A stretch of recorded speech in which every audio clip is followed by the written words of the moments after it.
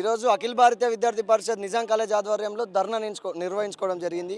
ఏదైతే యావత్ తెలంగాణ రాష్ట్రం మొత్తంలో పెండింగ్లో ఉన్న 8,700 కోట్ల స్కాలర్షిప్ని రేపు నేను గద్దెనెక్కిన తర్వాత విడుదల చేస్తా అన్న స్కాలర్షిప్లు 3 సంవత్సరాలు అవుతుంది కానీ ఇప్పటిదాకా విడుదల చేయలేడు. అదే ఇప్పుడు మా సీనియర్స్ని చూస్తున్నామన్న వస్తుర్రు కాలేజీలకు, కానీ వాళ్ళకు ఎటువంటి సర్టిఫికేట్స్ కూడా ఇస్తలేరు. ఎందుకయ్యా అంటే మీ ఫీజు రిమెంబర్ కాలే, స్కాలర్షిప్లు కాలే, ఆ పైసలు కడితేనే ఇస్తామంటుర్రు. ఏదైతే కాంగ్రెస్ ప్రభుత్వం మభ్య మాటలు చెప్పి గద్దెనెక్కిందో ఈ 3 సంవత్సరాలు అవుతుంది కానీ మాకు అసలు రేపు మా భవిష్యత్తు అదే అని మాకు కళ్ళారా కనిపిస్తుంది.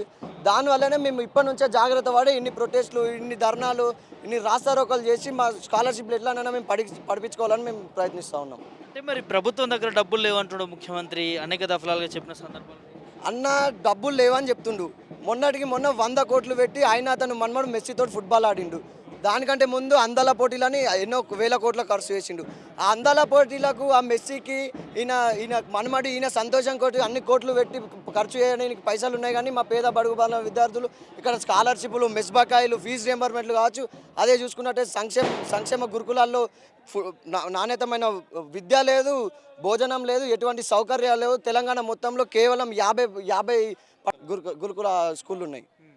ఇవి అన్నిటికీ లేవు. కానీ ఆయనకు అందాల పోటీలకు పైసలు ఉన్నాయంట. మళ్ళీ మెస్సీతోటి ఫుట్బాల్ మ్యాచ్ ఆడడానికి, మళ్ళీ ఆయన విహారయాత్రలకు పైసలు అన్నీ మావి పెట్టుకుంటున్నాం. ఇన్ని పైసలు ఉన్నాయన్న మరి